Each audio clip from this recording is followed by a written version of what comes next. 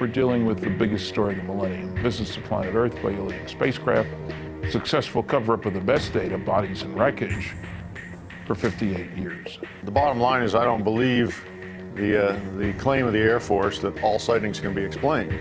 This is the biggest secret in the history of the human race, and particularly in the history of modern government. We are being engaged as a planet and as a species by other beings. The Canadian government is how I actually proved that the U.S. government was covering up their collection of UFO sightings and records. America and Britain have made it very clear to a lot of countries who have the same sort of sightings and the same resources that this is something that they better not let out, not until we say it's okay. If we would get off of this ego trip, this Western scientific ego trip, we would not become the virus of the universe that we are. Nobody really wants us out there. The dependence on oil could be ended overnight. We're being slowly conditioned to understand that there is life outside this planet and that we probably live in a universe and a galaxy teeming with life. I had my own UFO sighting and said, well, case closed. There's nothing like seeing one for yourself to end the debate. I'm absolutely sure that we are not alone in this universe.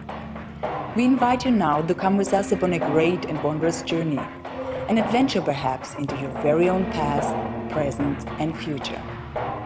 See and hear the real stories, and most importantly, be introduced to the actual individuals who have volunteered to come forward to speak the truth.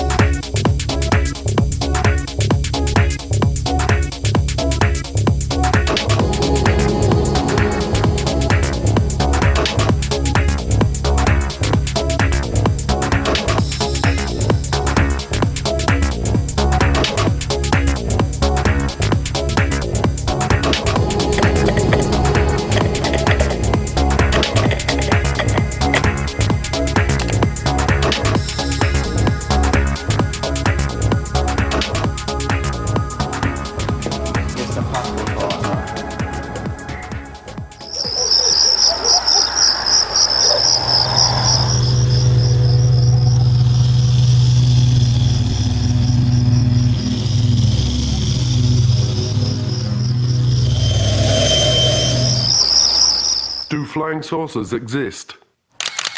Are extraterrestrials real? Is there a government cover-up?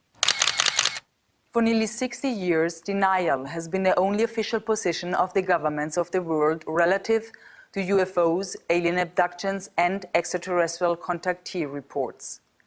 Endless debates have raged over the thousands of documented cases that have been brought forward without official recognition. Some have been monumental incidents involving hundreds or even thousands of people. Roswell, New Mexico, USA. July the 4th, 1947. A flying disc crashed. The debris and alien bodies were flown to Wright Field Air Force Base in Dayton, Ohio. Suffolk, England. Rendlesham Forest, December the 26th to 28th, 1980. A triangular-shaped object illuminated the entire forest with white light. The object had a pulsing red light on top and a bank of blue lights underneath. It left ground traces and radioactive anomalies. This was a multiple witness sighting by military personnel. Belgium. The Belgium Wave, October 1989 to 1990. Hundreds of reports of lighted objects frequently described as enormous and triangular in shape. Air Force F-16s chased many of these objects. The Belgian government cooperated with civilian UFO investigators. Arizona, USA. The Phoenix Lights. March the 13th, 1997. A huge V-shaped object hovered over Phoenix for 10 to 15 minutes, observed by tens of thousands of people. Mexico, the Mexico Flap. Hundreds of objects appearing alone and in clusters appear throughout Mexico, observed by tens of thousands of people.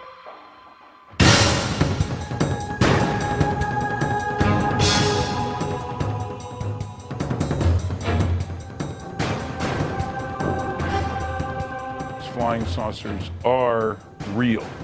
On the Black Vault, you can download documents that prove that the United States Air Force bases have been breached by UFOs. They're restricted airspace. That missile silos have mysteriously been shut down due to UFOs hovering over the base. I think you download that and you read it, you conclude, yeah, okay, UFOs pose a national security threat to the U.S. government. And in '52, I was an 8th grader and old enough to read for myself the big scream headlines that July about UFOs flying over the nation's capital and the Air Force planes not being able to catch them. They're there and they're paying attention.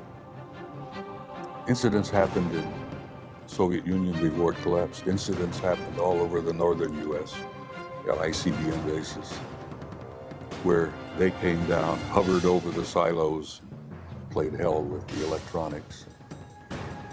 Pictures were taken. Hundreds of witnesses watched them. Highly classified. You'll never hear that, except from whistleblowers and big mouths like me. While I was attending Northrop Aeronautical Institute and working for Douglas Aircraft in El Segundo, California, I had heard about George Adamski, and one of the Sunday newspapers, he had his story and his pictures of contacts, plus pictures of his ships. Well, I had, by that time, seen so many during the day and the night that I felt I would like to go up and meet this gentleman. On the weekend, he would entertain people who would come to see him, military people, engineers, scientists, people from all walks of life. He had taken some beautiful pictures of the scout craft as well as the carrier ships. I went up to see him. He had a 6-inch telescope that he used to take the pictures of the flying saucers. And in using that scope, when I finished, I was just about to take my eye off the eyepiece when there was a blue-white streak that went by, and I jerked my head up to see if I could see it, and I didn't. And I looked at his 15-inch telescope dome, which was a couple of 100 yards from his house. And there was a big flare-up blue-white light, and then it kind of closed back down. No noise. First I thought it was an explosion, but it was a little slower than that. And there was an elliptical flying saucer. It looked to me like it was hovering above the ground. So I heard it increase its frequency, and it got brighter and brighter, and it was really pretty hard to look at. And it shot straight up until it looked like one of the stars. If you've ever been to Mount Palomar at night on a dark night, boy, they're big and bright. And it stopped for an instant, and then it shot over the horizon over San Diego. We have more than one witness who have been involved in the tracking of these objects on radar. You know, many people say, well, look, if this stuff was real, why are there no radar reports? I said, we have them. We actually have the radar tapes from the FAA. This is not just UFOs, and this is not being visited by guys from other planets. I was to learn later that our security, our intelligence people, our military people concluded and learned we were not merely dealing with interplanetary visitation. We were being visited by guys from other star systems, which technologically, you know what that means. They're not just from another planet like Venus or Mars or somewhere. These guys are from other stars. I'm convinced after studies since 1958 that the evidence is overwhelming that planet Earth is being visited by intelligently controlled extraterrestrial spacecraft. In other words, some UFOs are alien spacecraft. Most are not. I don't care about those. Most isotopes aren't fissionable. I don't care about the ones that aren't if I want to build a reactor. If somebody who had the clearance to carry nuclear weapons or launch nuclear weapons saw these objects over a nuclear facility and reported it and have documents to prove it happened, this is dispositive. That's what someone who is wanting to look into this, who says, well, could this really be true and I don't know about it? They need to look at that, and we've assembled it. We have a 600-page book of top secret documents and the transcripts of these witnesses. We have videotapes. So I began watching the newspapers for any newspaper reports. I started buying magazines that had a UFO article in the magazine and collecting these, and from those I would get names and addresses. And I often called the people who wrote the articles to get them. Then I'd go interview those people myself, and if they took pictures, I'd try to get a copy of the picture, and frequently did. And then I began trading the pictures that I already had with other people that had pictures to get more pictures, and eventually built a library of pictures, probably the largest in private hands in the world. Is over 4,000 pictures of real UFOs. Now, if I can collect that many alone as a single individual working by myself, how many pictures do you think the government has got when every government employee is a potential investigator? Every agent on trained investigator, all collecting and contributing to the government file. They must have hangars full of pictures. What Air Force Manual 10-206 says is that a U.S. Air Force pilot who sees a UFO has to report it in a particular way and manner. They outline in this form exactly how to report it.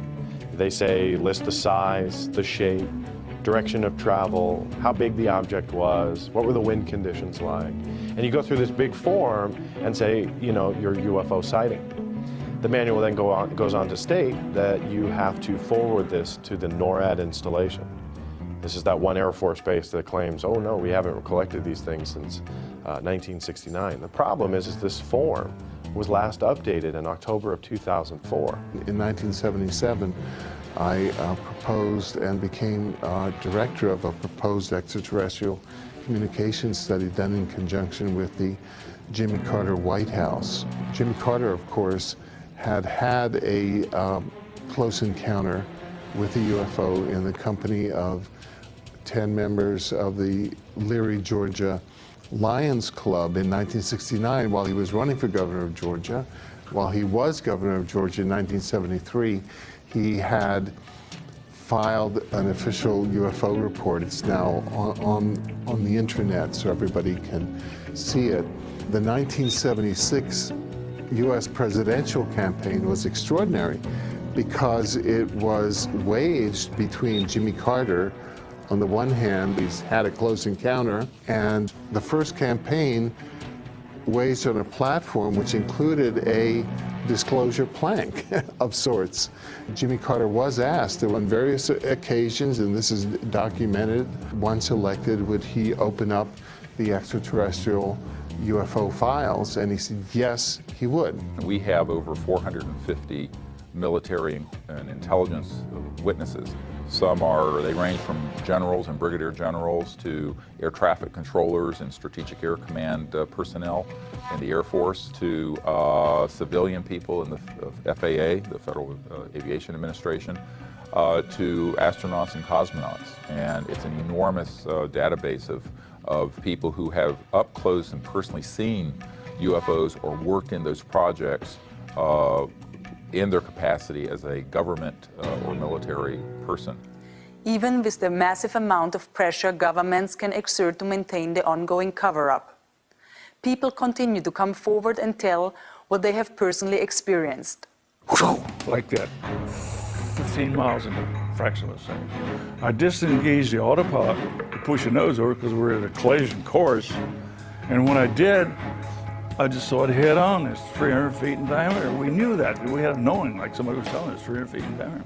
So at that time, I heard a hell of a noise. And I said to him, what the hell was that? He said, well, the navigator and the radio man ducking fell, hit their head, one hit their head, hurt their arm, they were scrambling on the deck. So a hell of a noise. I thought it hit us underneath. So I said, well, where in the hell did it go? And Fred said, it's right over to the right. I can see it. I couldn't see it. So it drifted forward about 5 miles from it. It never got to the altitude that we were at, a few hundred feet below. I began to watch it. Well, we knew then it was a friendly encounter. It just wanted us to see him. So then I went to engage the autopilot again. The magnetic compass was going like this. And the bird dogs, which is direction finders, the two bird dogs, they were pointing right at this thing, just vibrating like this. And there were a lot of electrical things in the airplane that went haywire.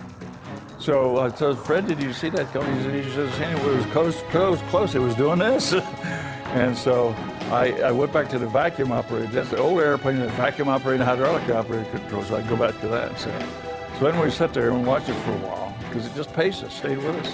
And so the other crew wanted to land at large engines, so I had to send back, they came forward. Al Jones, which was the original plane commander, took my seat. And it was still there, he was watching it. And as I was walking back aft, he decided he was going to chase it. And so he disengaged. When I get back aft, I wanted to see how the passengers were doing. They're all on the right-hand side. They could see it underneath the wing. And then, oh hell, I recognized the doctor back. He was a psychiatrist out of Bethesda Naval Hospital, plus a lot of other things. So I said, I better talk to him first. So Cornell said, did you see what we saw, Doc? He grinned at me and looked me straight down. Yeah, and he says, yeah, that was a flying saucer. I didn't look at it. I don't believe in such things. When I was 16 years old, I was walking down the street in Arlington, Virginia, and saw 7 red light type UFOs over Washington that made headlines around the world. And since then, I have seen 8 alien vehicles on 8 occasions. The sightings I've had are more things flying right by or bluish-green orb things. I've had 5 sightings. Never reported them because I don't need the grief. But the trick is you can't mention the company name or be in company uniform. 2 of my friends, excellent pilots. One of them was a famous pilot, and they both got fired for doing interviews like this, but they were in uniform. Since I've been a child, I'm looking up into the sky thinking, is there more than just us human beings in this huge universe? And now I do believe there is more life forms, different life forms, and more dimensions than we can perceive. I've had several sightings. Probably the closest sighting would have been back in 1974. I was driving back between Ottawa and Montreal, going towards Montreal. And I remember going on the highway, and we came within literally probably several hundred feet of a huge, huge ship. And at first, we were driving away here, and I'm thinking, am I really seeing this? And we slowed down and sort of peeked out, and an enormous, enormous ship. I would have to say that it was two, three times the size of a 747. And it completely silently glided over across the highway, and we saw it go off into the distance. So there was no mistaking that that was not anything at that time that would have existed conventionally or militarily. I was a lieutenant from the Bulgarian Air Force. My plane was MiG-21. What I believe there is much more going on than we can see with our naked eye. Being in the 3rd Battalion, 7th Marine Regiment, we were pretty active. We were on the East Coast in an area called the Punch Bowl, which was just down the road from Heartbreak Ridge. We had a lull in the fighting, so we just sat around and played poker. And somebody looked up and said, "What the heck is that?" We all looked up, and there was, it looked for all the world like a chrome hubcap setting up above us. And if you looked at it, it kind of had a watery, shimmery look and a little bit bluish white periphery. And from time to time, it would appear to be elliptical and sometimes circular. So imagine it was rocking a little bit. And it's just a hint of a dome sometimes on it. But we watched it, and our colonel came out and took a look at it. He made a phone call. Pretty soon, 4 F-86D model Sabre jets came out, and they tried to get to the object. And it appeared that they hit some barrier that you couldn't see, because they would stall out and do a 1.5 turn spin and then pull out at the bottom. Flying saucer finally decided to leave and got very, very bright. And it was pretty difficult to look directly at it. But it rose straight up and it went through the overcast. Now, when it went through the overcast, there were 3 black rings that radiated from the flange of the craft and went from the flange of the craft all the way over the horizon with no sound at all. And what it looked like was somebody dropping a pebble in a glassy pool of water, and the rings are spreading out. In January of '05, 5:24 in the evening, I was driving south on Interstate 25, south of Denver, and I see this black object coming up the road, above the road, in the sky. And I thought, that's curious, what is that? As I get close, as we close, I see that it is a solid object. I thought it might have been Canadian geese for a start. I thought it might have been a piece of plastic blown up in the breeze like a kite. But I could see it was a solid object. It was not affected by a breeze in any way. It was flying on a straight course. It looked black. It may have been some color, but because it was silhouetted against the sky, it looked very dark. It looked like a plank. It looked like a board, an oblong shape. It was bizarre. It had a couple of little bumps on the leading edge on one end. I thought, well, if it's just junk, that would be random, perhaps. It certainly wouldn't be symmetrical. And I looked out the other side, and sure enough, it had the identical bumps on the other side of the leading edge. So it was an anomalous object. Could I identify it? Heck no, I couldn't relate to it. It had no sweep back, no anhedral, no dihedral, didn't have any external power plants, no wings or no tail, empennage, flight control surfaces or probes. A search of the term Fastwalkers on the internet immediately reveals references that Fastwalker is a code name used by various government agencies to refer to UFOs, or, as they are sometimes called, non-referenced targets. Okay, that's holding pretty well. Craft that I recorded that did the 180-degree turn down on this portion of the screen, they're called Fastwalkers because of their speed. The whole episode took about half a second to perform or less. We're talking milliseconds. And that kind of lets you know that it's not an Earth satellite that we're looking at because it's moving so fast. Plus the fact our satellites don't change direction 180 degrees without changing speed or 90 degrees. And I have seen many of the shadows go up and do a 90 degree right across the screen. And sometimes you'll see 3 or 4 objects in formation, looks like formation flying, and one will branch off to the left and one will go to the right.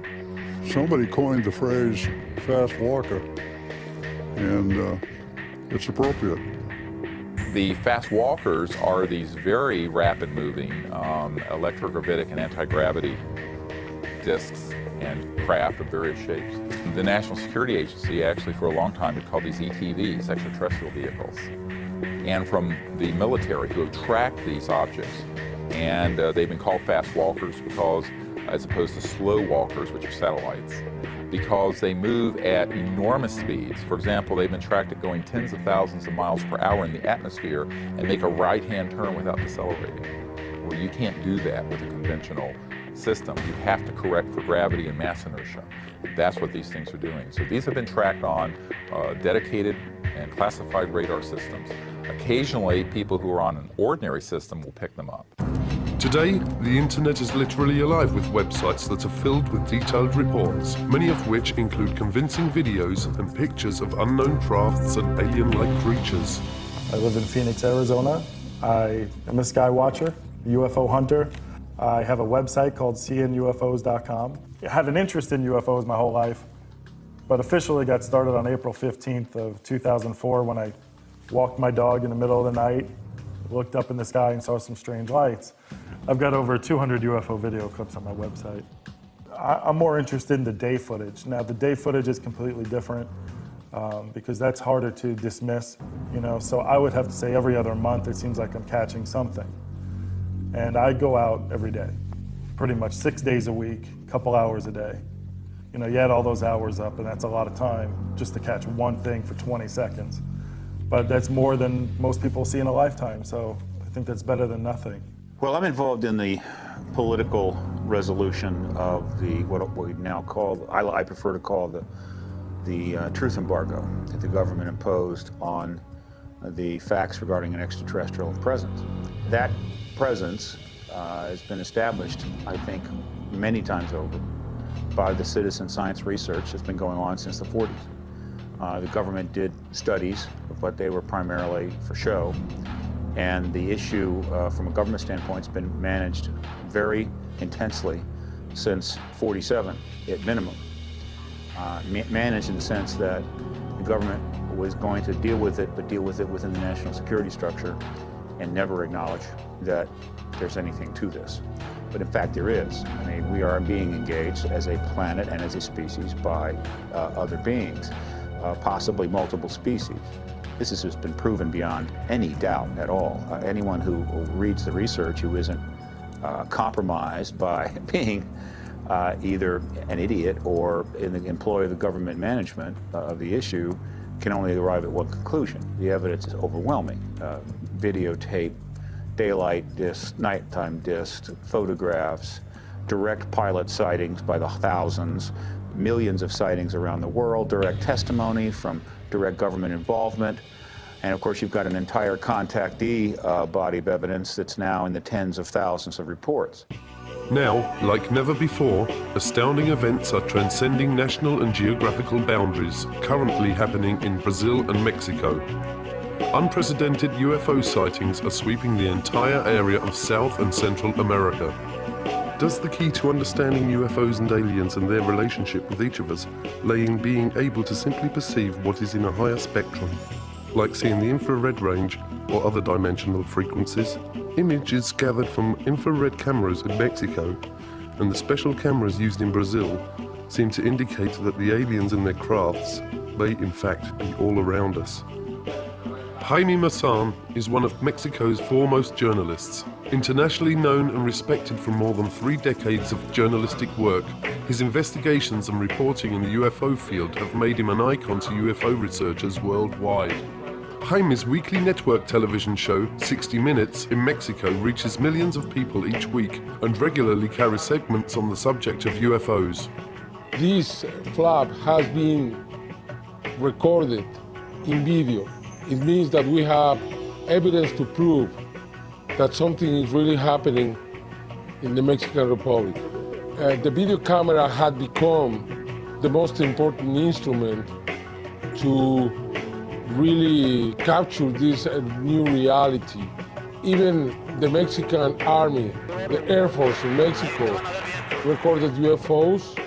That the video was given to me, and I released that to the world. In that case, that happened on March the 5th, 2004, the soldiers were able to record something that they couldn't see with their own eyes. And that's amazing. That was the first time someone recorded something that they weren't able to see.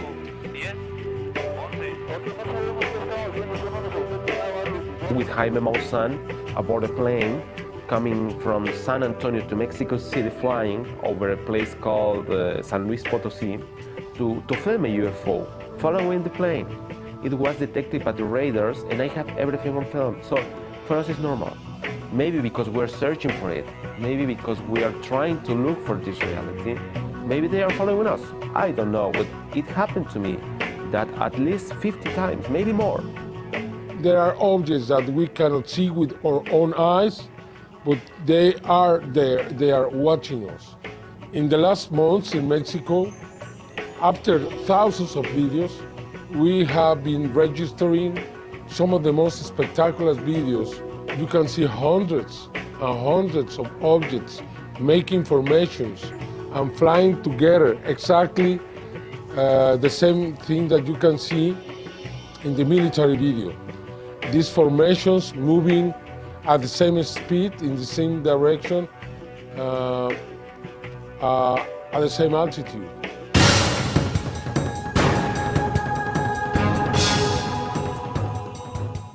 As the more one researches, the more one discovers that literally tens of thousands of very credible people of every age, occupation, and nationality are claiming that they have had personal contact with either aliens or interdimensional beings. Credible researchers now say that as many as 60 different species of intelligent, superconscious beings have been interacting with humanity for millions of years. Physically, they're humanoid. Their skin is as white as a piece of paper. Throughout much of their adult life, they're the same height that I am, 5'11", 6 feet tall. Their eyes are perhaps twice as large as ours. They're typically blue eyes with white pupils, although when they get older, especially the men, their eyes take on a pink shade.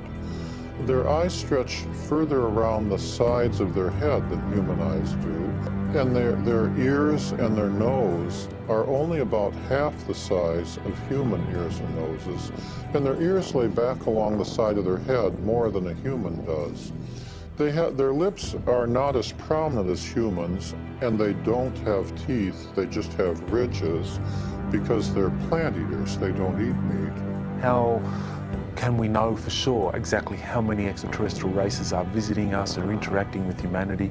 I mean, there are different sources disclosing some of that information. I found the most credible to be whistleblowers, people who have worked in these various secret projects who in some way have kind of been given information that gives them an idea of exactly how many races are here. One of those sources is a sergeant who worked for 22 years in the Air Force, Clifford Stone, and he was involved in these top secret projects that involved the retrieval of crashed discs. And in that process, he was able to get quite a bit of information on how many extraterrestrial races are visiting us. And he came up with the figure of 57. Others have come up with slightly more. Another prominent whistleblower or a former employee of the CIA is John Lear, and he talks about over 60 races that are visiting the Earth. On one night, I saw between 200 and 300 different tall white individuals. There were so many I couldn't count them, lined up along the mountains to the east up along where the ammunition bunker was. On the night that the tall white lady known as Pamela was supposed to finish her final exam to be head of the technology transfer team to go into Livermore.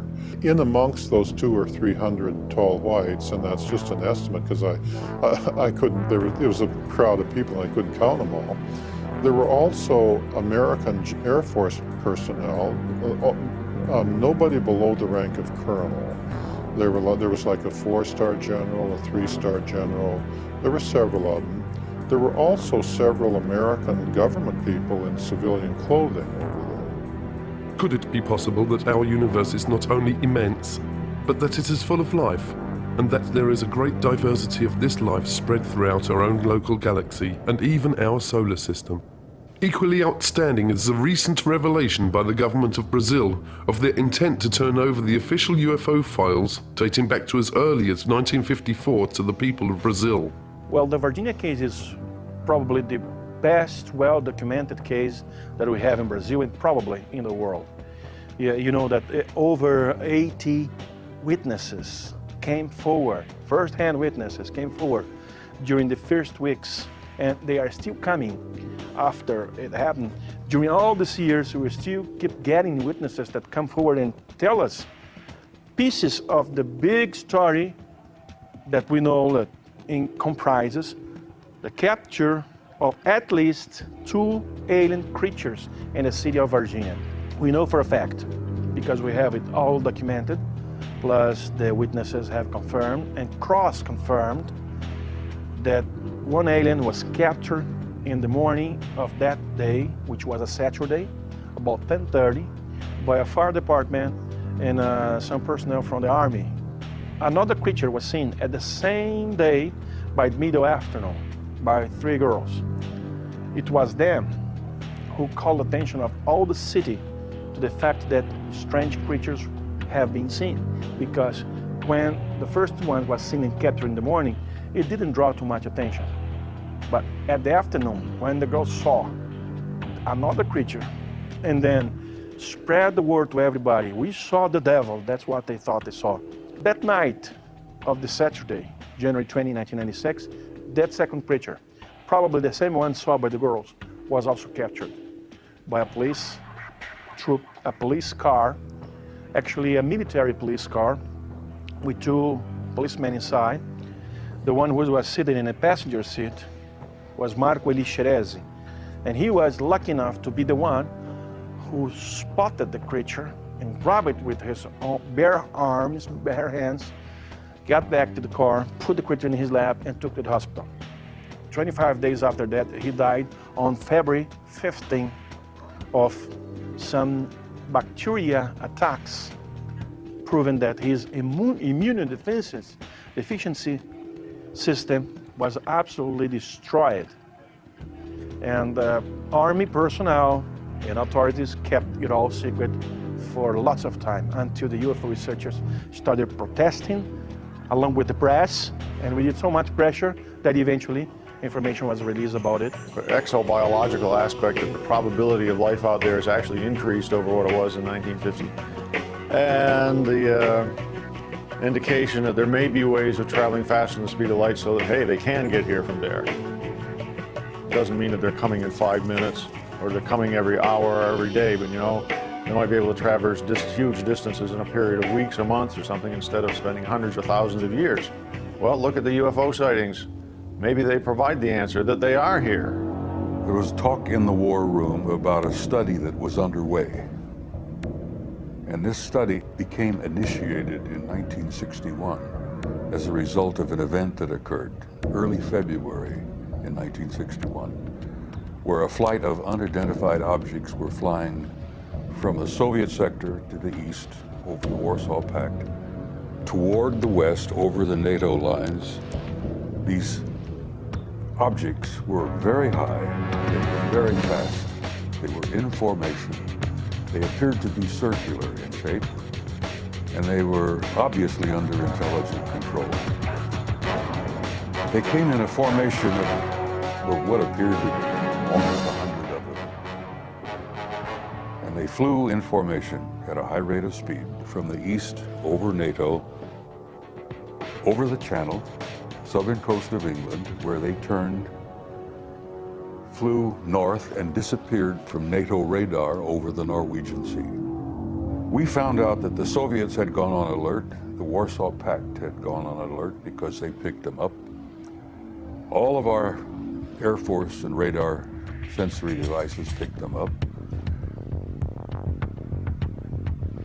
NATO thought those objects belonged to the Russians. We found later that the Russians thought they belonged to us. Both forces were to find out later that they didn't belong to any of us, that they belonged to somebody else. And of course the big question is, who the hell do they belong to? Who are they? What are they? Where are they from? They demonstrated incredibly high technology. They were not jets. There were no contrails.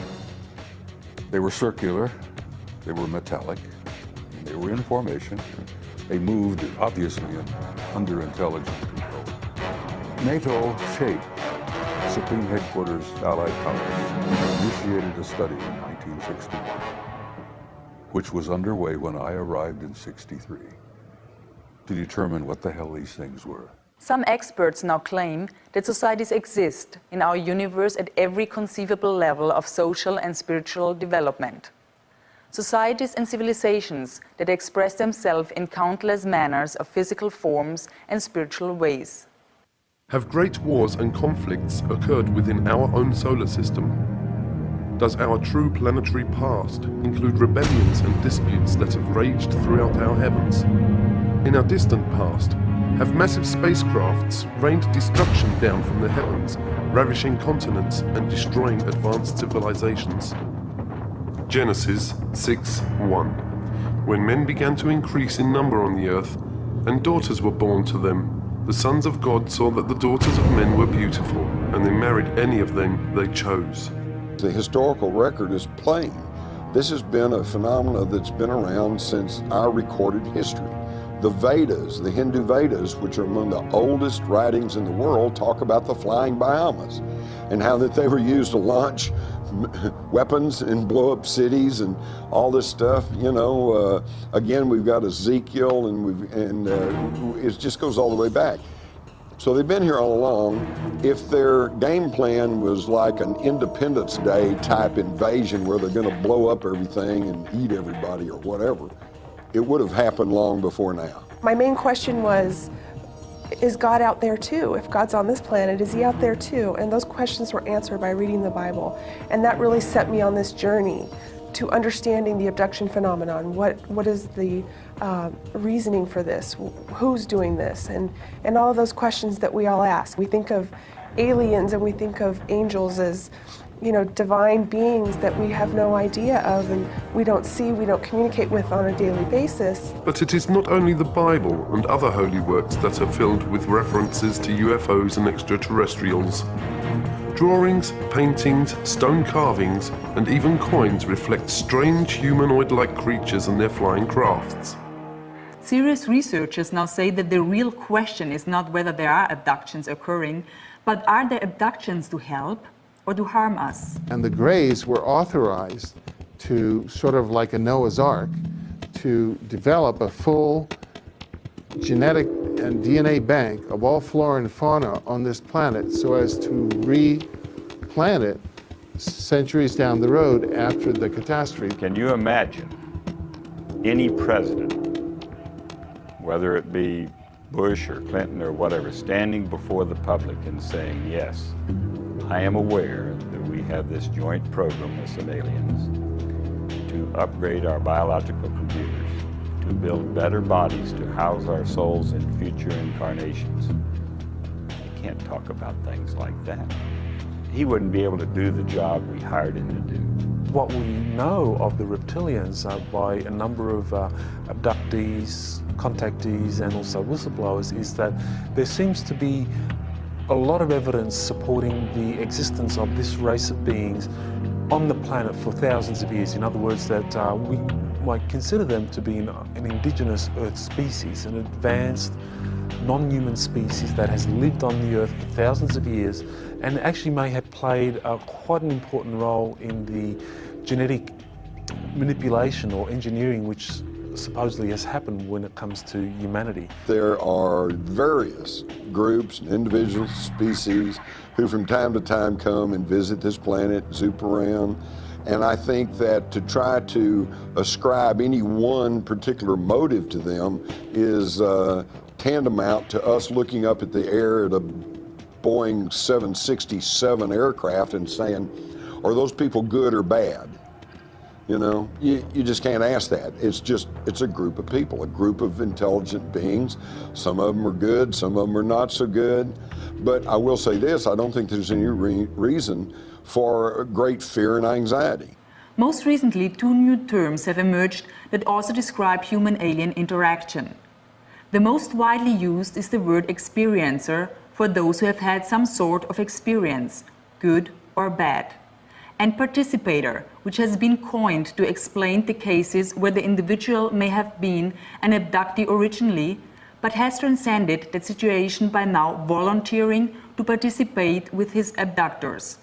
My contact with extraterrestrial intelligence occurred when I was aboard my sailing boat in Hawaii in the Honolulu harbor. And it was early one morning. It was about 5 o'clock and I had gotten up early and I had gotten a cup of coffee and I'd gone back to my bunk and I was just laying there completely dressed, trying to just look at the beautiful sunrise that was occurring through the large skylight above my bed.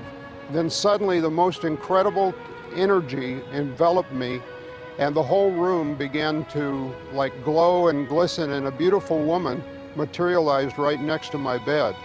And at first I thought I was dreaming or hallucinating. And I said, you can't be real. And she said, well, I am. And I said, well, why are you here? And she said, I'm here as a representative of a group of friends that want you to come to a briefing. The room was lit up completely, but my eyes were closed. I knew somehow not to open my eyes. There was something telling me, don't open your eyes because you won't like what you're going to see. Eventually, I did open my eyes because I could hear noise in the room. There was like scuffling on the floor. I opened my eyes. There were 3 small grey beings with big black eyes and big heads and very skinny, spindly limbs. They pulled me up out of the bed, and then with one behind me and one each side of me holding my elbows, walked me towards the window. And I'm thinking, well, the windows are closed, guys, so you better open them before we go any further. So there was this rationality and irrationality going on at the same time. I boarded what could be called a saucer. It was some type of an interdimensional vehicle that took me to the briefing that was occurred on a planet, the local planet here in our system. It was Jupiter. And the whole planet just radiated with the energy. And I spent time there with these incredible people or beings. And I got a glimpse of mankind's destiny or future as it was possible. And as we approached the window, I closed my eyes. And as I did, I felt this stickiness.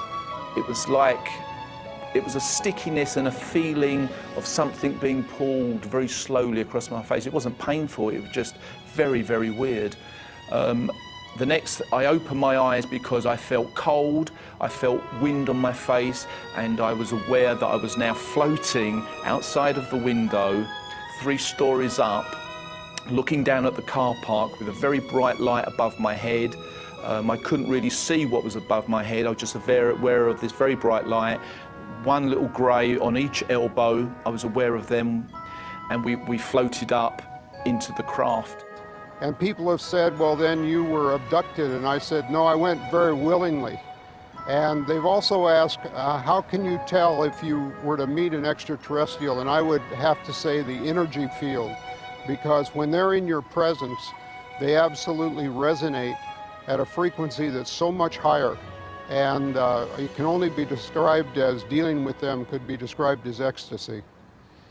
I had been taken in the middle of the night while I was asleep, and I was asleep through the whole thing until all of a sudden I felt some pressure going up my nose. And it startled me so much that I opened my eyes. And when I opened my eyes, I saw this large-headed being with gray skin, large black eyes, and small other features that was looking down at me. And he had long fingers that he was using to hold this instrument that he was using to shove up my nose. I feel knowledge is power. And someday, maybe next week, maybe tomorrow, maybe 5 years from now, we're going to get all of the proof we need that somebody exists. Hey, an ET might show up and I might actually get an interview. The point is that the more we know about this subject, then less legend can take over. If you see a craft hanging near you, don't get out of the car, don't stop the car, don't see what's happening. If you see one coming towards you, you don't have to be an abductee. If you don't want to be, they go away, evidently. We have tens and tens of people telling us, said, I don't want to do that anymore, and they let them go. What we call abductions, or certain categories of abductions, took place as a result of an authorized genetic upgrade of the human race, trying to get us out of our warlike ways and ecologically ecocidal ways. The indigenous reptilians seem to have a very strong interest in the biosphere of Earth being stable, that it's not jeopardized unduly, and some who have kind of analyzed what the reptilians have been doing or had some kind of interaction believe that this is because the reptilians view humanity as a resource, and they don't want that resource to damage itself or damage the biosphere. They had about 18 scientists that all had been working on the project, various stages of the project, gathered around a big oval table in the Los Alamos headquarters with Edward Teller, the head of the Atomic Energy Commission, sitting at the head of the table. One of the aliens on the opposite side of the table from my engineering friend put in a white shirt and slacks so he would look less alien, but he still had his alien bigger head, bigger eyes, black eyes. And he was sitting in the conference, and the only people that he could understand everybody else because he was telepathic. And the only way he could communicate, though, was with the signs that he had developed with my engineer friend to answer the question. But here's a man, an alien from another planet, sitting in a conference in 1968 in Los Alamos headquarters on the progress of learning how to bridge the gap between the alien technology and ours. They were going to suggest to the American generals additional technology exchange projects, and I think they were using me as the test guinea pig to take me on board the scout craft, and then they could test my reaction to what I was impressed with and what I wasn't with. My life changed and I was never ever quite the same. So the study itself was not as complete as it could have been. They concluded what they wanted to conclude. One, there was not a threat involved.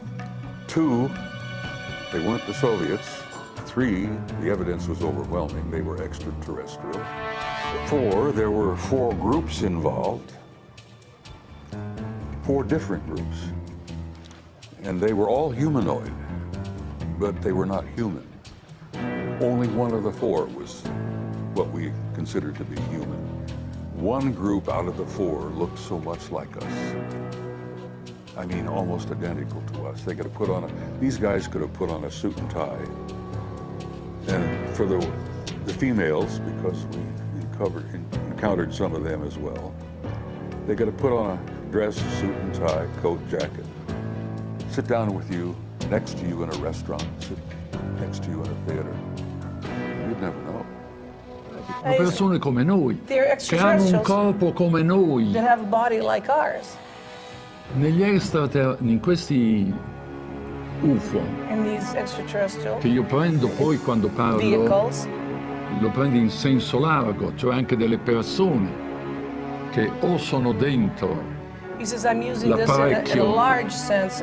Or the people are inside the craft, ma questo è molto molto difficile pensarlo, oppure comandano, ma sono distanze enormi. Se si fanno vedere da noi, mica c'è un pianeta che è a 1000 chilometri da noi, se no a 1000 chilometri ci it's sarebbero very già difficult, arrivati. but they make themselves seen and known to people on Earth. Quindi è molto ragionevole che siano dentro. So it's probably logical that they're inside a craft instead of coming from somewhere else without a craft. E quindi sono persone come noi, composte di una parte spirituale, che la chiamiamo anima. Gli UFO, io non ho mai parlato con un UFO, non ho avuto... He says they would have to have a soul like we ma do. che abbiano anche un corpo, devono averlo un corpo, They'd have to have some kind of e body. se no sarebbero angeli. Otherwise they would be angels.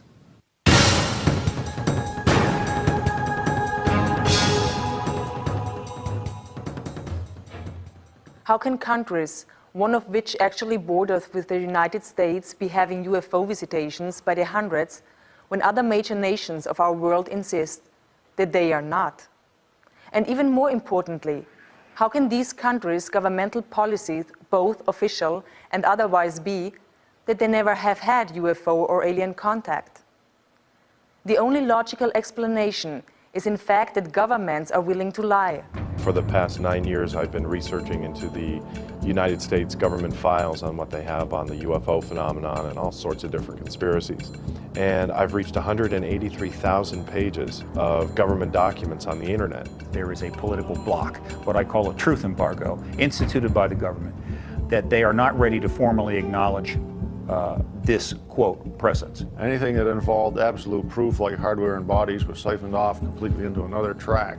They just can't allow information to come out overnight so people would be perturbed and actually demand that something be done about it. They stonewall it, deny it, lie about it for, 30, 40 years, and then finally just announce it as if it's fact, and everybody goes, yeah, okay.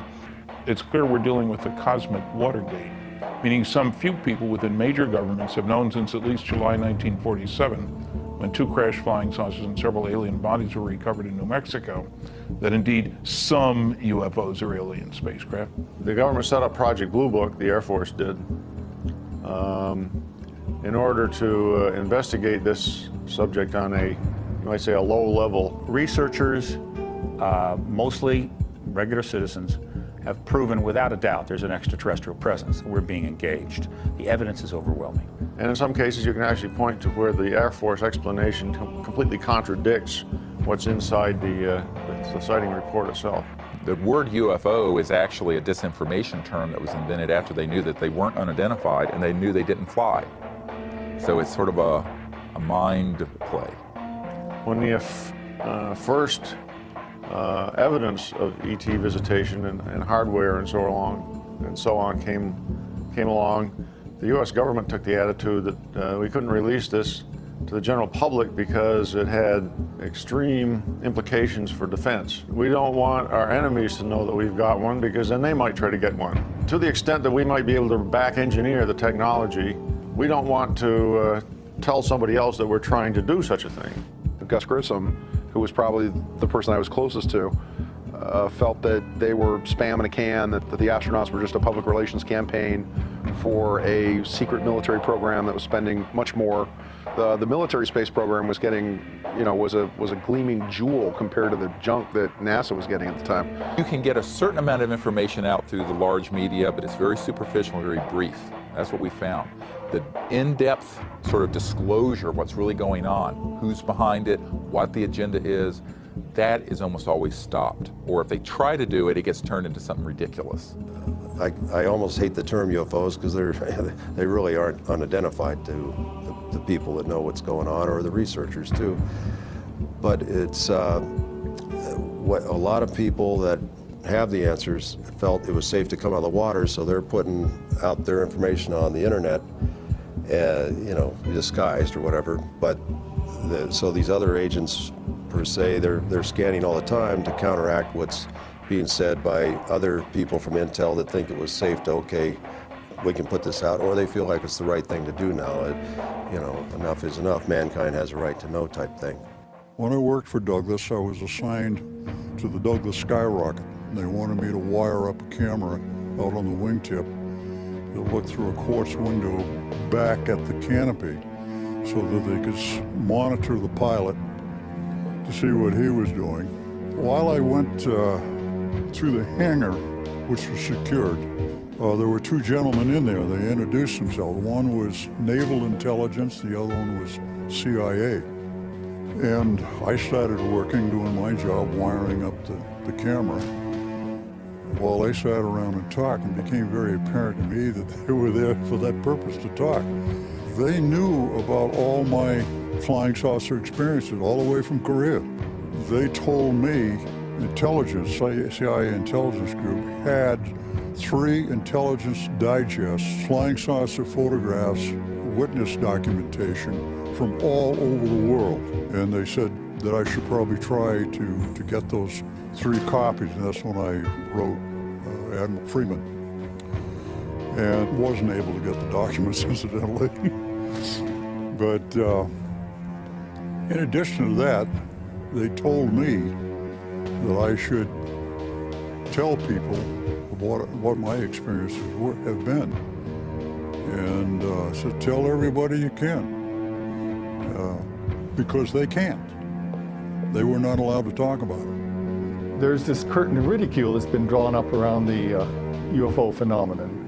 And as long as that curtain of ridicule holds solid, the scientists will be afraid to contribute anything to looking into UFOs.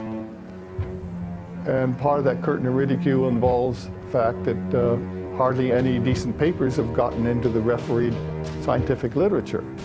So that curtain of ridicule may be slightly opened up now that they have a paper that they can refer to, and if they feel like writing to their own papers on UFOs. The secrecy has invaded, like a cancer, many institutions, including the media, government, corporations. I got into more and more controversial and exotic subjects. I found myself a journalist without a journal. There is definitely very tight control over the flow of information in certain topics through our corporate control mass media. They seem to take it upon themselves to be the gatekeepers of information. Part of this information that they are keeping from us is the just absolutely immense wealth of information concerning the UFO phenomena. and the fact that it can be tracked and documented all the way back through history. The only institution that is more corrupt than what I'm describing as this rogue transnational kleptocracy is the major media. Worse than the Congress, worse than the White House, worse than anything at the normal level of clearances at the Pentagon is big media. Big media does not report the truth about these things because they are not free to. And we think in the United States and in the Western world, we really have a free press. We have a free press on everything that's not important. On the really important issues, it's very controlled. And this is the most important issue. This is the biggest secret in the history of the human race, the known modern history of government. And they have cooperated with keeping this secret. How is this cover-up contained and maintained through international borders? And if it is, are their motivations the same? The best guess is that since America has such overwhelming economic power, the only worse thing than America being mad at you is for America to ignore you.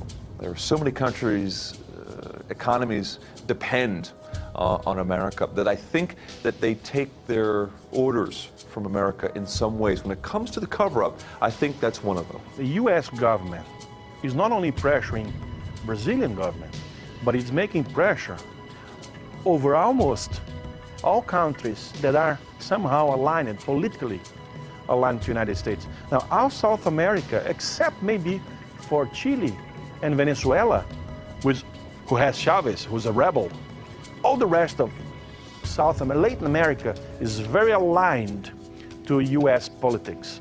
So all these countries will do just exactly U.S. president tells them. It is keep this under wraps. Recent media polls show that over 100 million people in the United States alone believe that there is some form of extraterrestrial life. 45% believe that the Earth has been visited by extraterrestrial beings. Nationally known journalists continue to turn a deaf ear to the public's demands for true investigative reporting on a daily basis, accepting instead the dribble of denial from numerous government agencies as fact, while refusing to interview the legions of researchers who have made serious scientific investigation of UFOs and alien contact their life's work. What else are the governments of the world not saying? What if there is positive proof that UFOs do in fact exist?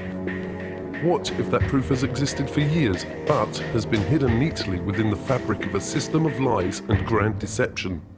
We need to be very concerned about the way in which this whole area has been managed by the national security agencies responsible. By maintaining secrecy, keeping people in the dark, it means that we really don't know whether this secrecy and withholding the information, withholding the technologies from the general public arena is really for the best interest of all of us.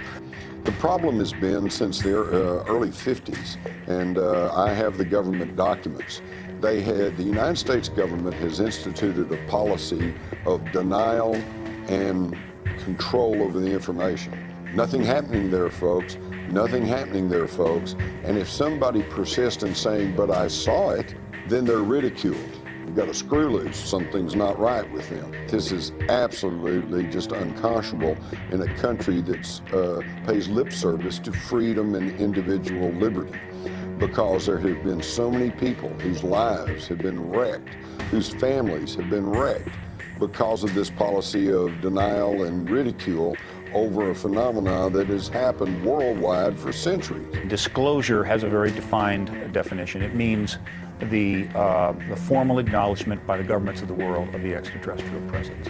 As fellow inhabitants of planet Earth, we live in a rapidly changing world.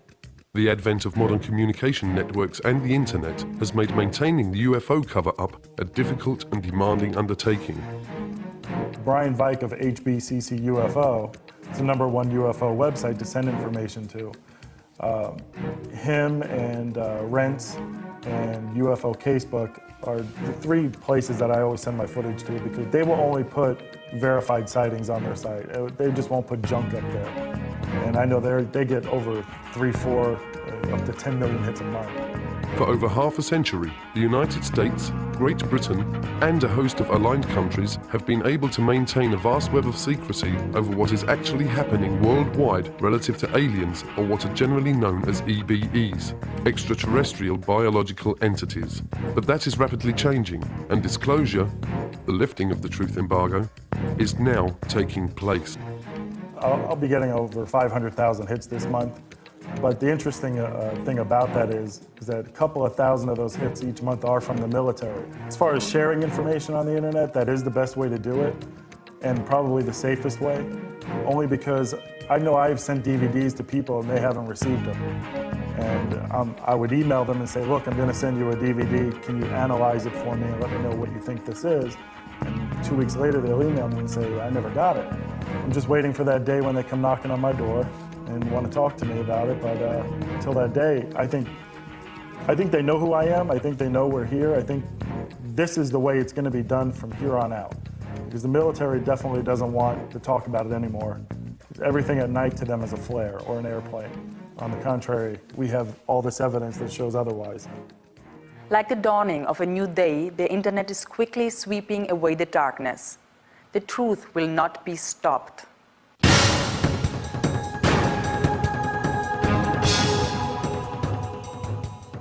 We're in this strange reality, which we're caught between two worlds, between two paradigms.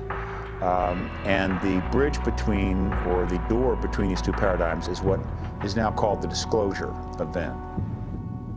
Recently in Washington, D.C., a press conference was held in conjunction with an international event, the X Conference, where a panel of eminent scientists and researchers broke the silence and spoke out and called for a full international disclosure and an end to the truth embargo relative to UFOs and extraterrestrials. If I was an in-the-know person, high up in government or finance, and I knew about the extraterrestrial issue, and I knew about sequestered technology, and I knew what it could do when it was released, my position would be this: let's keep that technology under wraps as long as possible, while we sell as much of the rest of the oil as we can for as much as possible. And then we'll take that money, and we'll use that to own the extraterrestrial technology, right? The point is, there's always people in the know and out of the know. Sometimes it's about stuff, and you're in or you're out. But there are some things you can't have the in the know and out of the know. Basically, what we're calling on today is for the government of the United States to take the issue of extraterrestrial life, where it has been stuck in conflict and for the last 60 years, and take it out of the military intelligence agencies and put it into the Department of Education and the scientific departments where it belongs. Take it out of the threat scenario agencies where it is funded as a potential threat, and put it into the opportunity agencies where it is funded as a matter of education and advancement of knowledge for mutual benefit. There is an overwhelming mass of proven, real government documents that have been released largely through the Freedom of Information Act that show decades of, for example, airspace violations, very sensitive places by objects doing what appear to be the impossible. We have these documents from the 1940s, we have them from the 1950s, we have them from the 1960s, 70s, 80s, and beyond. So these airspace violations continue. They are provocative, they are at times seemingly confrontational. You have pilots who have been charged with going up to get these things, and they have described them at times saying, yes, it appears to be a metallic disc-shaped, there it goes. I began on this topic by trying to do reverse engineering on gravity control devices in 1968, but now I'm officially looking at leaked question documents. And some of the documents tell an amazing story. One of the leaked documents started with FDR, and FDR had set up, through Vannevar Bush, a committee called the Non-Terrestrial Science and Engineering Committee. These were guys, after the recovery of a crashed flying saucer in 1942, who were given the parts and told to figure out how they work. They came back to FDR in 1944 and asked for money. And he said, no, we got to win the war first, beat the Nazis. And then in 1947, it was Vannevar Bush who went to President Truman, who didn't know about all this, and said, by the way, we have these craft, we could do some reverse engineering in order to improve our country, to improve our culture, to improve our standard of living. And that was when the money started to flow. July of 2002, right here in the Washington, D.C. area, there was yet again a airspace jet chase by two F-16 jet interceptors, which were chasing a bluish object right outside D.C. My opinion right now is the person who's going to wait for hard evidence is going to be left behind when the deluge comes.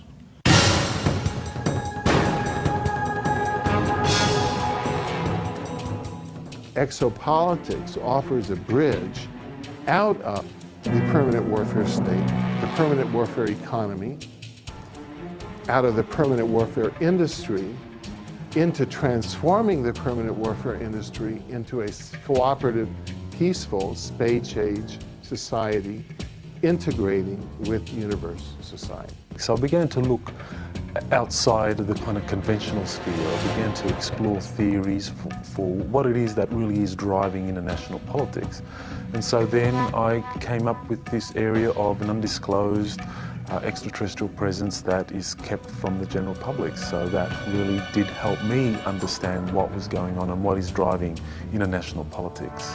What's important is the structural blinders and the structural belief patterns and the structural paradigm. If the exopolitics model can come in and establish itself as the dominant paradigm, such that structurally within academia, the Earth is no longer flat, it is now round. Intelligent life no longer ends at the geostationary orbit. The universe is now highly populated. It's that sort of sea change that we need to unleash the huge public investment and private explosion of creativity and cooperation to turn our spaceship around to be able to survive the environmental pressures that are coming now, which have been the result of the embargo that we've been under.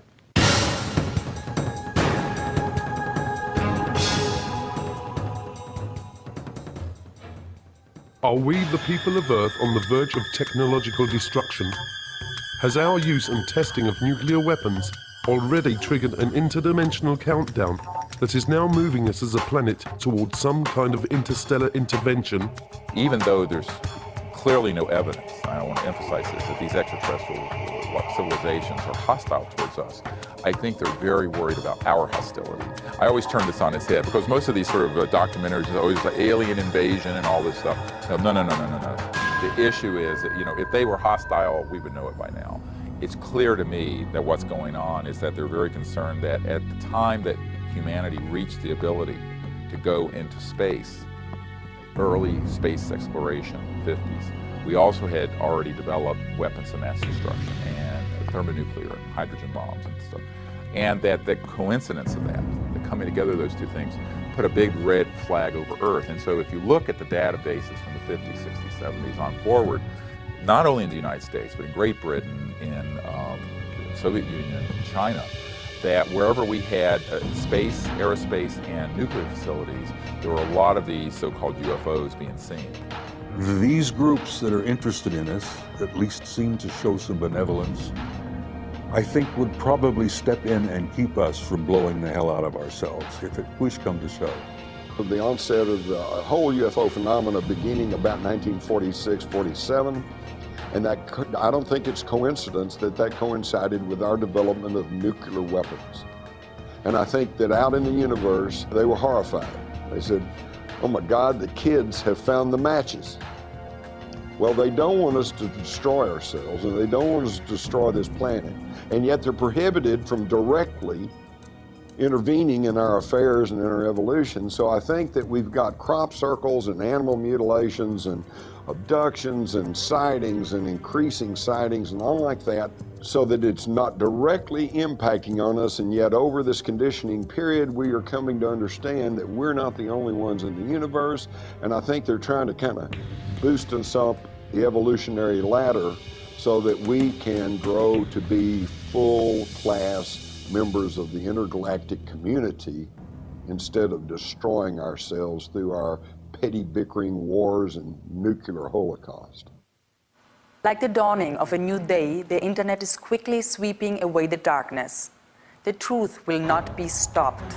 We're now seeing this wall of censorship cracking apart in the United States. Just recently we had a major TV network special, and I found it absolutely amazing because Peter Jennings of ABC just very matter-of-factly told a national audience that the Robinson panel of the 50s and the Operation Blue Book, Project Blue Book of the 60s were not really scientific-based investigations. They were just public relations efforts to try to get people not to be thinking about UFOs. So in other words, all you folks out there who are old enough to have seen all the newspaper reports on the Robinson panel and hear what Blue Book said, it's just hogwash. Never mind. The non-human intelligence presence has been here for a long time, that Colonel Philip Corso said there are 57 different races, and that some accords were made to talk about their presence, whether it be Hollywood, movies, or whatever, including the ABC special, that if it isn't done soon, they will probably do it. Extraterrestrials are not a national security issue. They're an educational and social issue for our society, and they may be a spiritual issue. When I retired from the military, I went to work for the Federal Emergency Management Agency, and I worked with them for 14 years. So I've got 42 years of government service behind me, and throughout all those years I had the very highest security classification you could have, top secret. When I was at NATO in 1963 through 1967, I had cosmic top secret, which was and still is the highest level of security in NATO. That's how I got involved in this crazy UFO field. Through the 50s and 60s and 70s, we referred to aliens as extraterrestrials. But now that science has been catching up with us to a certain degree, we have changed our definition of an alien. It's probably more accurate to call them extra-dimensional beings, because that would explain their ability to traverse vast distances. They operate in more dimensions. I mean, even the current theoretical model of the universe is upwards of 30 dimensions. So we're living in a multi-dimensional universe, and so it's not uncommon to theorize that we're going to encounter beings that operate in more dimensions than we do.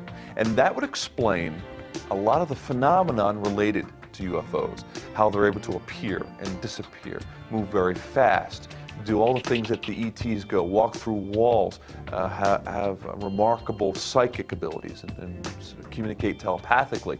It would really go a long way to explaining the phenomenon surrounding it. What looks like magic to us can really be explained through extra dimensionality.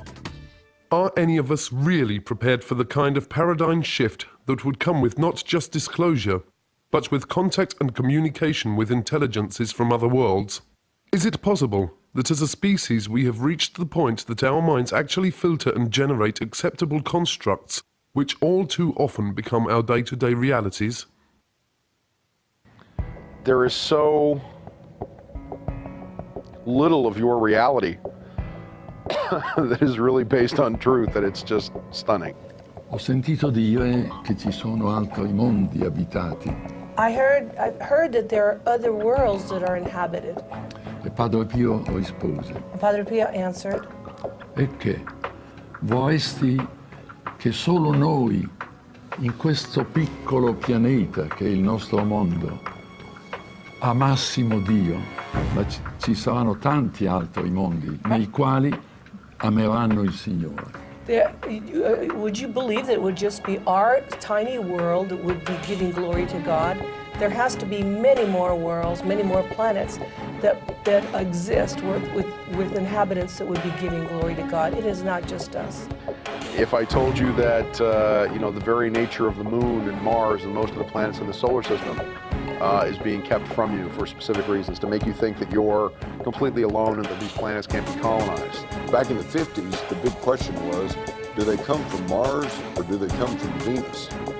And by the 60s and 70s, we had gotten a little more sophisticated in our intellect and our thinking, and the question became, well, do they come from Alpha Centauri or Zeta Reticula 4, Well, and then now we're up to today, and we've got even more sophisticated, and now the question is, do they come from another planet, or do they come from another dimension? Or are they perhaps time travelers? Do they come from another time, okay? And in my study of all of this, I have kind of come to the conclusion that the answer is yes. The more you know about this field, it becomes almost paralyzing, because the more you know, the less you know. The more you know and the more open-minded you are about this, the more you realize that every answer you find just leads to 1,000 more questions. Vast sums of money are being siphoned through these different agencies into the coffers of the CIA, which then forwards this money on to the DOD, and this money is funneled through the DOD and goes into the black projects which the DOD has direct oversight over.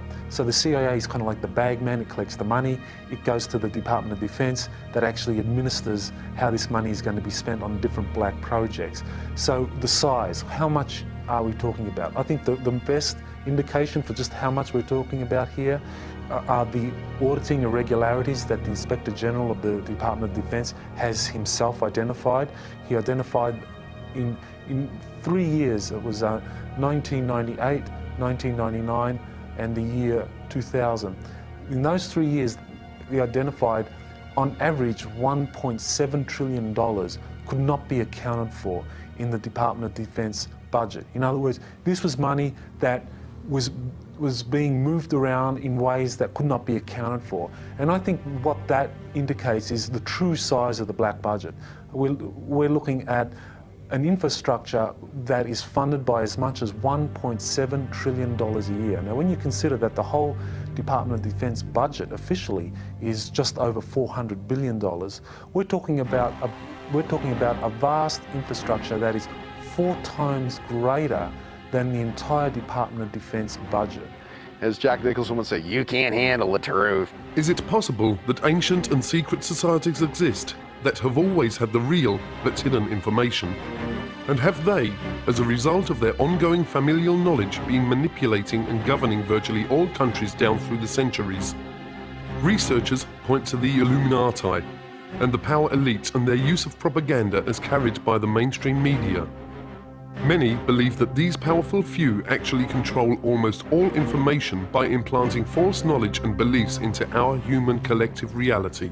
Essentially everything that you would want to know has been covered up. From the electrogenetic magnificence of your DNA being a spiritual antenna to the Creator, to the most amazing Pythagorean mystery school mathematics that is essentially freeing to humanity, in essence also very, very clear that everything in our world is a divine creation, and as the math is the expressive tool of the Creator for creationism. The United States government, the leader of the free world, is totally controlled by a wealthy oligarchy. A small handful of people that are just super rich. Most of them are not even in government, but they tell the government what to do. These are the people who are behind the UFO secrecy. They don't care if you know there's ETs out there. But if you know there's ETs out there, then you will know that there is alternative technology. And this could upset their monopolies over energy, fuel, transportation, communications, pharmaceuticals. And that's what they don't want. After all, who would continue to pay all these ever-increasing prices for gasoline that's polluting the air, choking us all, killing our kids? Why would we do that if we knew beyond any shadow of a doubt that there was non-polluting energy sources out there? This is what it's all about. Comes back to the old journalistic adage, follow the money. Everything has been covered up. The toxicities of the pharmaceuticals. You're not learning the truth about vaccinations. You're not learning the truth about various medications. The pharmaceutical industrialists, which I prefer to call the military, medical, petrochemical pharmaceutical cartel, essentially has control of the media, the mainstream media, and so it has control over the mass mind. And as a result of those powers that they assert, people are not given the factual information upon which to make informed decisions. They're given propaganda, and as a result, the choices that people are making are genocidal. And I say genocidal with a strict definition, meaning the mass killing of people for economic, political, and/or ideological reasons. And those pharmaceutical industrialists are intimately connected to those people who wish to control populations. They've published the literature of what their intent is, not only how best to control populations, why populations need to be controlled, but ultimately affecting the technologies that are in place to do just that. Currently, 50% reduction in general of the planet's population that has been targeted for elimination. The Disclosure Project is oriented towards putting together credible government documents and these witnesses so that there is an undeniable case made that this is real and not fictitious. It started really in early 1990s. And after I had briefed the President Clinton's first CIA director on this problem, it was made very clear to me that the executive branch of the U.S. government did not want to do this because, I'm quoting, the president was concerned he would end up like Jack Kennedy. I'm not kidding. That was said to me by President Clinton's closest friend. Could it be that much of what we believe is illusion? Is it possible that the history of human civilization is not as we have been told? Have we as people been purposefully dumbed down? And have our governments only served to strengthen the bonds that bind us to our ignorance, not only of our past, but of our present and potential future? Officials in these agencies no longer represent the best interests of humanity, but are now representing the interests of a particular extraterrestrial race that they have been compromised by. So we pay a heavy price if we don't make this open. If we don't bring in transparency and accountability into this whole process, it means that we don't know whether or not those that are behind the policies are actually implementing these policies for the best interest of humanity, which is what they claim, or for the best interest of a particular extraterrestrial race. Some of the questions that we must ask include, are there bases on our moon? Are there structures and life forms on Mars and many of the other local planets? Have our governments made deals and treaties with other life forms that affect the future of all of us on planet Earth?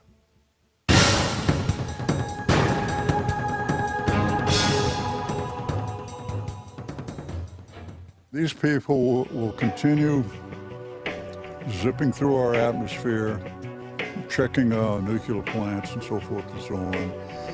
They have never been hostile. They pose no air security problems, whatever. The Air Force knows this, and the Air Force has made statements to that effect, that UFOs pose no threat. They are here. Not just the Greys, but the others who look and act like us. Perhaps they are here to instruct us, to help us safeguard our planet. Definitely rules and regulations that govern everything. And the councils have the history books of all of the planets and all the records. So when a planet reaches the point that it can support life, that's a very momentous time in the history of that planet. At that time, the planet is given its life charter. We're dealing with a big, big story. It's not just them. As I said, if it was that simple, it'd probably been out sometime back. It's really about us. It's who we are, what we are, how we came to be, and where we might end up going sometime. Life is never allowed to just simply spontaneously develop. That if it did, it would be very chaotic. If we could integrate, I call it the spiritual, but the esoteric or whatever. I mean true esoteric. I don't mean religion necessarily, because there's a difference, I think, between religion and spirituality. To produce a thinking, intelligent human being would have taken millions more years if it was happening by normal evolution than it would have taken. And it would still not have got to the point we are now. They create life on other planets because this is the way they were created, by what they call the archaic ones, the ones from the very beginning, have been doing this forever. Mankind was developed as a species, as a spiritual being, and I think we've gotten so far away from who we really are that it's very hard for us to go back there and digest that maybe we have cosmic brothers and sisters. We fight among ourselves for diversity. I mean, if anybody walks in here and looks totally different, we fight among ourselves. Now I'm thinking, oh my God, what are the ETs that are involved thinking about the way we handle ourselves with people that are so different from us? They're probably scared to death to appear because of what we might do to them. We have not handled diversity very well. Yeah, one day, I would hope that the people of Earth would stand up and extend their hand in friendship to these people. We have never done that here on this planet. You know, we've shot at them. We've done everything. We fire radar, we fire lasers, everything. We need to say hi. There are other extraterrestrial groups who are human-looking, such as the Pleiadians, the famous Pleiadians of Billy Meyer and others, and they are much more intent on trying to assist humanity to become free of this kind of manipulation from other races that really try to use humanity as a resource. Let's think about it. You can't say, whoopee star kids, these wonderful advanced children have been transformed by contact from people from the stars, when in the same breath you say there's no such things as UFOs. The question of UFOs and extraterrestrials, most people just think is something entertaining. In reality, it's something that is central to how we're going to be able to go forward as a civilization, because that issue involves sciences, technologies, energy and propulsion systems that could give us a whole new civilization. It's terribly important the whole thing come apart, because it's all one package and it's part of our bright and very, I think, hopeful future. And I think of these star kids growing up and being our leaders, our presidents, Congress people, senators, university professors, leaders in medicine and science and so forth. I think what brilliant and expansive future we're going to have, but we have to get from point A to point B. And this cover-up is just stultifying us in a very painful way. Is it possible that an intergalactic federation exists, and that this collective of different member beings are in the process of offering the people of Earth membership in a federation of planets? Most importantly for all of us and our children, some of these researchers say that acceptance of their invitation to federation membership would end all war, starvation, and dependency upon fossil fuel-based energy systems for our entire planet. Part of the problem with the UFO cover-up coming apart, you've got to uncover the whole thing at the same time. You can't half uncover. People who try to only look stupid. Degli extraterrestri le fanno per noi specialmente. But they're doing it for us. They are praying for us. Siamo la categoria più bassa che esiste. E allora abbiamo bisogno di preghiera. We are the lowest of the category in the evolutionary scale. He really believes that humanity is the lowest of the category of the evolutionary scale, with all the proof that he gave you of the ecological problem, of the war problem, of the choosing evil problem, and all that. This is his belief system. We all have a responsibility to find out what the truth is about something like this. And it is, people have to take responsibility for looking into what the truth is. We've put together the means for people to do that. Now people have to take the initiative, and we need all the help we can get. I would ask people to help us network this to anyone and any institution that can help. The reason this is so critical is that we've reached a point in our civilization where for us to go forward as a people, we're going to have to end this kind of illegal secrecy. And we're going to have to allow this information and these technologies to get out and begin to fix many of these large problems. I've always believed our destiny is in the stars. That's a hope that I have, that generations yet to come will travel out there and will become a part of that community. That's a dream that I won't live to see, but it's a dream I hold dear, that we'll make it, that we will survive as a species. Because I think we've got some, as I jokingly say, we have some good friends in high places.